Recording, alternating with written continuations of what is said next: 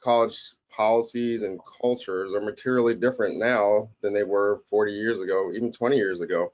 So we're here to make ourselves available as a resource that even if you have a child that has no experience, anything close to what we're describing, you may be surprised that they still have concerns and they still have questions and they still have things that they want to talk about.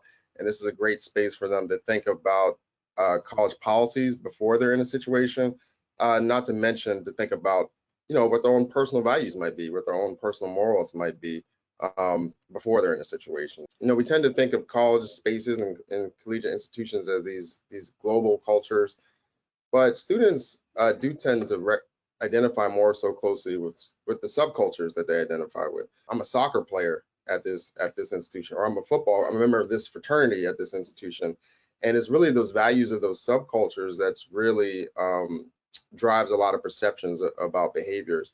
For example, they might presume that their peers drink more than they actually do. And the theory of action around social norms is that if you can notify students as to what the actual rates might be, that may have a decrease in participation in particular behaviors. We have about 4 decades worth of social science data at this point on bystander intervention. And one of the things that we think we know is that students are going to be more inclined to act if they've practiced or thought about what their intervention might be beforehand. If they have to think about it on the fly, that will drive down participation rates or intervention rates. My piece of advice, I just always encourage parents, if you're concerned about, well, how am I going to learn about what's going on with my child? I mean, the best thing is just to have that relationship with your child and have them voluntarily give you the information, if possible. I mean, that's always my piece of advice that I think parents should strive for. Young people tend to talk about it quite a bit, anyways. It comes up in pop culture, so I think there are natural entryways to step into this topic and talk about it with them. And I think that's awesome if they're comfortable having that conversation with the parent. But as far as a way in, we're going to give you one today.